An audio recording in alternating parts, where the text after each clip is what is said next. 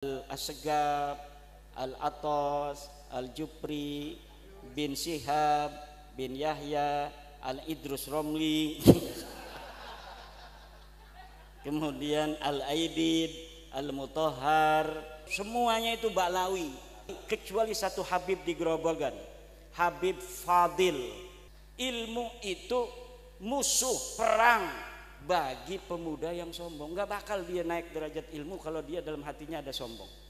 Penting juga untuk mengetahui nasab, tapi anak-anak kita yang belum mencapai derajat soleh, derajat ilmu, jangan dikasih tahu dulu.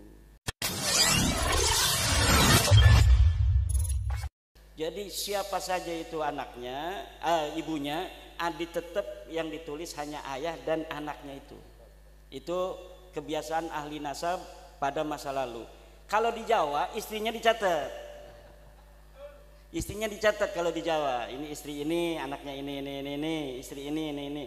Kalau ahli nasab dulu jarang sekali mencatat nama-nama istri. Jadi walaupun istrinya 5 atau 4, anaknya itu 4, itu ditulis seperti bersaudara saja semua. Maka harus hati-hati apakah dia seibu ataukah tidak. Itu tidak penting bagi orang Arab, karena yang dihitung oleh orang Arab hanya nasabnya ayah. Beda dengan orang Jawa. Orang Jawa nasab dari ibu aja itu diaku saudara oleh nasab dari ayahnya itu. Karena dalam tradisi kita orang Jawa, memang laki-laki dan perempuan di dalam nasab itu tetap disebut dengan keturunan. Kalau orang Arab hanya dari garis laki, illa Fatimata, kecuali anaknya Fatimah, fanisbatuhu ila Muhammadin sallallahu alaihi wasallam. Itu yang pertama. Yang kedua, ratibnya ini. Ya. Ratib nanti kita akan ijazahkan ratib Imam Rafi'i, ya, dari Imam Rafi'i yang ada di dalam kitab abad ke-12. Imam Rafi'i ini ratibnya.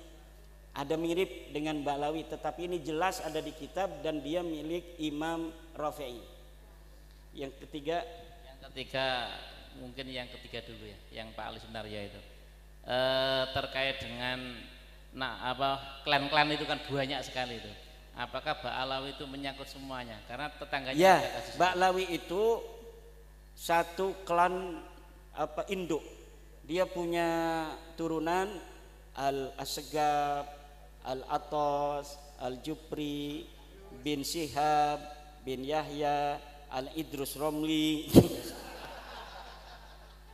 kemudian Al-Aidid, Al-Mutahhar, Al-Munawwar, bin Syekh Abi Bakar. Nah, itu semuanya itu Ba'lawi.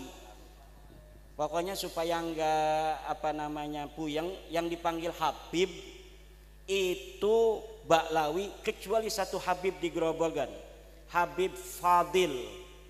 Grobogan itu dia dari Sunan Giri, tapi dipanggilnya Habib. Sekarang sudah saya ganti jadi Syarif Fadil, ketua atau Rais Surya PCNU Grobogan. Terkait dengan abad 2, 3, 4 itu kan ada cerita atau mungkin pernah mendengar bahwa banyak turun Nabi ke Yaman. Bagaimana menanggapi itu? Karena nomaden tadi itu. Ya, itu ada orang tua kita ngomong begitu. Itu sudah terbantah oleh banyaknya kitab yang ditulis di Yaman. Jadi pada abad itu sudah banyak kitab yang ditulis mengenai keturunan Ahmad bin Isa. Ada tadi saya sudah sebutkan kitab abad ke-5 aja itu ada Tahdhibul Ansab, Al-Majdi, Muntaqilatut Talibiyah, Asy-Syajarah Al-Mubarakah, Al-Asili, Al-Fakhri, As-Sabatul Musan, Tahdhibul Ansab, kemudian Umdatut Talib dan An-Nafa' Al-Ambariyah serta Tuhfatut Talib. Itu yang ada di rentang waktu abad ke-5 sampai abad 10 Hijriah. Itu jadi tidak benar kalau misalnya nasab-nasab itu tidak dicatat pada abad-abad itu. Buktinya kitab-kitab nasab banyak, kitab sejarah banyak. Ada kitab Tabaqat Fuqaha Il-Yaman, Al-Iklil, Al-Hamadani. Itu ada di dalam abad-abad itu yang disebutkan bahwa di situ lagi perang, tidak sampai dicatat, tidak ada. Dan walaupun nomaden, turunan Nabi itu kasamsid dhahirah, bagaikan siang yang terang kalau bagi orang Arab. Berbeda dengan di Jawa. Turunan Wali Songo itu kalau sudah menyembunyikan diri ketahuan malu dia. Wah, itu mah katanya riwayat doang katanya. Katanya Yai masih turunan Sunan Giri ya. Wah, katanya sih begitu. Itu begitu. Nah, biasaan tradisi orang Jawa. Tapi kalau orang Arab penting bagi mereka itu nasab dan silsilah. Maka orang-orang yang bertugas menugaskan dirinya sendiri menjadi seorang nasabah itu akan memburu di mana ini keturunannya. Dan Imam Fakhruddin Ar-Razi memburu di Roy, keturunan Ahmad bin Isa, kemudian dari Madinah pindah ke Roy. Kalau Ahmad bin Isanya ini ada di Madinah, dia nggak pernah ke Basroh, dia nggak pernah ke Yaman. Kumaha eta aya kuburan dia mah atuh eta kuburan saha eta? Cahaya Ahmad bin Isa ke Yaman, kumaha kuburan aya di itu. Wujudul qabri la yadullu ala wujudil hijrah lihada syahsil ladzi fil qabri. Itu bikin kaidah sendiri. Adanya kuburan tidak menunjukkan bahwa orang itu memang dikubur di situ. Tidak. Buktinya sekarang banyak makam kuburan jadi-jadian kok. Betul apa tidak? Kuburan jadi-jadian itu jawaban. Jadi saya tidak capek untuk menjawab kuburan di sana benar enggak kuburan Ahmad bin Isa. Di Yaman ada kuburan Ubaid. Buktinya di sini aja banyak kuburan palsu kok. Sudah terbukti orangnya masih hidup. Kemudian ada yang ngomong itu kuburan palsu. Kamu mengambil nasab orang, diem aja dia nggak jawab. Dia kan seperti perawan. As-sukut yadullu 'ala ridha. Diam itu menunjukkan memang iya. Cuma gengsi dong mau ngomong, masa saya kan waliullah. Terus. Ini tadi ada yang Muhammad Musafir karena dari Wajah ke sini. Oh iya, kalau sholat jamaah takhir fi waktu al-hadirah, kalau sholat jamaah takhir apa saja boleh. Apakah waktu yang di majmu', apakah sholat hadirah dulu boleh. Kalau jamaah takdim harus sholatul hadirah dulu tuh, baru sholat majmu'ahnya yang dijamak ke dia. Tapi kalau sholat jamaah takhir ya mau asar dulu boleh, mau dohor dulu boleh, mau 2 boleh, mau 4 juga boleh. Ini terkait dengan DNA tadi, bahwa tadi kan DNA itu ada yang G sama J gitu ya. Nah, orang-orang menurut yang dia tahu, karena itu berdasarkan berita-berita yang dia baca atau dia dengar, itu kan Wali Songo itu gitu, sama seperti orang Jawa gitu. Gimana itu? Kalau Balawi itu sudah 187 di Yaman 190, di Indonesia 7. Jadi sudah variabel-variabelnya itu mencapai kuota. Jadi untuk menyatakan dia itu memang haplogrup utamanya adalah G itu sudah sangat meyakinkan. Kalau Wali Songo itu baru beberapa orang, dan yang J itu baru 1 di Cirebon. Yang O ada beberapa orang yang lainnya itu O. Jadi belum bisa, belum banyak yang, makanya ini lagi kemarin sepupu saya tes DNA. Enggak kasih yang gratis sama saya, dia suruh bayar. Kenapa? Dia DPR. Jadi ada orang yang ngasih ke saya beberapa, udah katanya catat yang mau tes DNA saya yang bayarin untuk keluarga Wali Songo. Hanya beberapa saja, saya nggak kasih kepada yang kaya, biar dia suruh bayar sendiri. Dia udah bayar sama Badan Riset Nasional 8.500.000 kemarin secara lengkap untuk mengetahui DNA dia ini kemana sebenarnya. Nah, karena dia sepupu saya garis lurus. Nah, tapi kalau misalnya nanti sudah secara lengkap memenuhi kuota sama seperti Baklawi 180 orang, itu kemungkinan besar kebanyakan dari hasil-hasil dari Wali Songo itu menunjukkan garis lurus laki-lakinya ke situ. Dan ini belum, jadi kita nanti nunggu.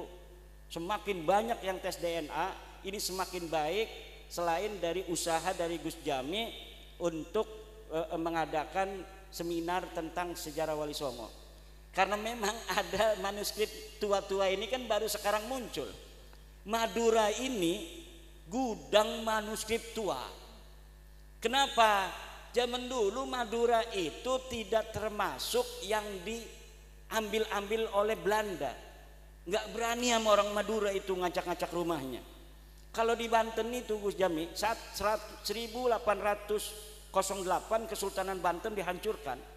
Itu semua manuskrip diambil. Untung masih ada beberapa tentang silsilah sampai 1808 yang masih ada. Tetapi tentang kitab-kitab karangan ulama Banten yang belum dicetak, itu saya menemukannya di Leiden. Saya udah pernah ke Leiden meneliti manuskrip. Saya ketemu dengan profesor yang ngarang buku tentang Habib Usman bin Yahya. Jadi dengan Habib Usman bin Yahya penulis bukunya, saya sudah ketemu Bapak Profesor Nico Kaptein. Itu di Leiden di sana.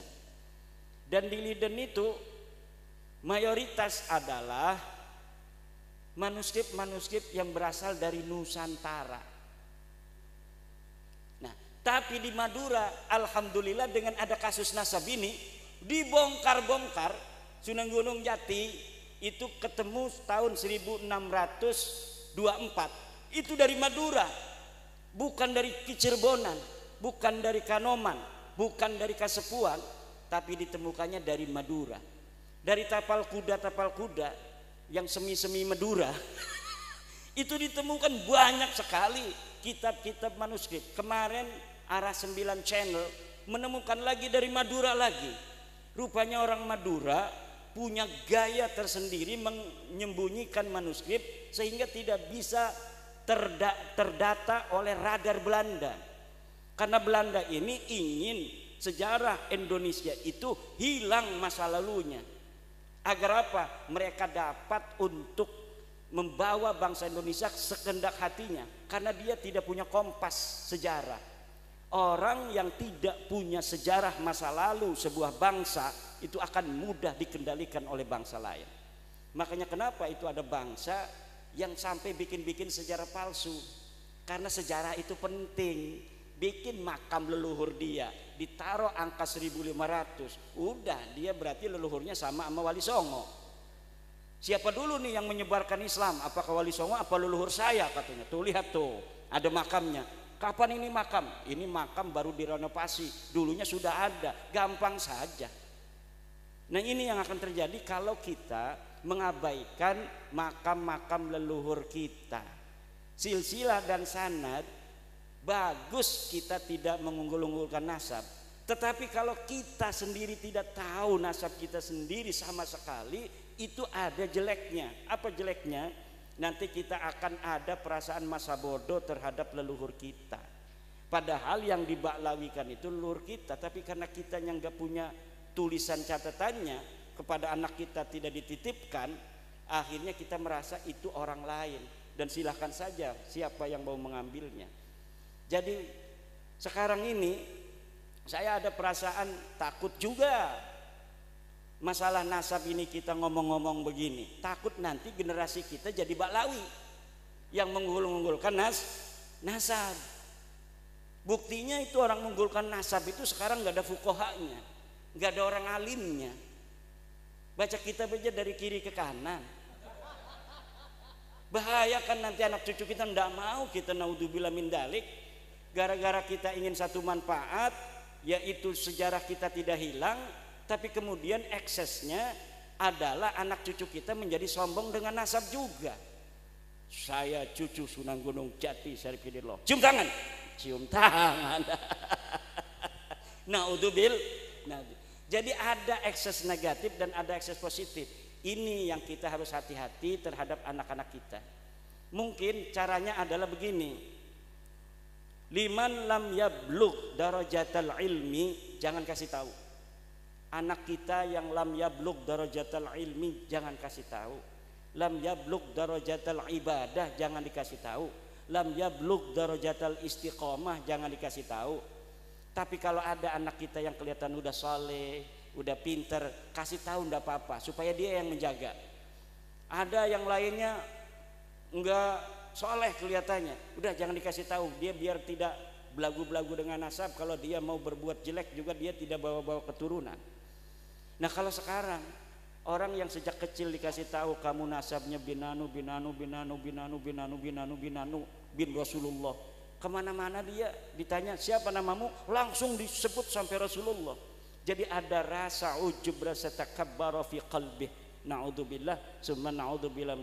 Kemudian dia ada ta'ala alal akharin, dia merasa tinggi daripada orang-orang lain. Ini bahaya untuk anak cucu kita di dalam menggapai derajat takarrub ilallah subhanahu wa ta'ala. Bahaya bagi anak cucu kita untuk mencapai darajatul ilmi, yang ilmu itu harbun lil fatal muta'ali. Ilmu itu musuh perang bagi pemuda yang sombong. Gak bakal dia naik derajat ilmu kalau dia dalam hatinya ada sombong. Ini kita harus hati-hati juga Yai Ansori di dalam membahas masalah nasab. Kita penting juga untuk mengetahui nasab, tapi anak-anak kita yang belum mencapai derajat saleh, derajat ilmu, jangan dikasih tahu dulu. Biar dia itu menggapai-gapai cita-citanya dengan semangat kerja keras belajarnya yang tinggi saja. Ada lagi. Alhamdulillah. Karena ini kalau saya sudah jamaah takdim tadi ya. Lah itu tanya sama At-Taufik. Nah ini saya mau ijazahkan, ada kiai dari Banten, Kiai Tobari As-Sadili, yang mempunyai ijazah dari gurunya tentang Ratib Al-Haddad ini. Ratib Al-Haddad, Ratib Rifai. Ini Ratib Rifai yang mirip Ratib Al-Haddad. Nah saya tadi sudah menghubungi, Yai saya mau ijazahkan di Tuban, silahkan katanya, dicetak aja bukunya. Saya foto bukunya, sudah dicetak. Masya Allah kata dia. Alhamdulillah.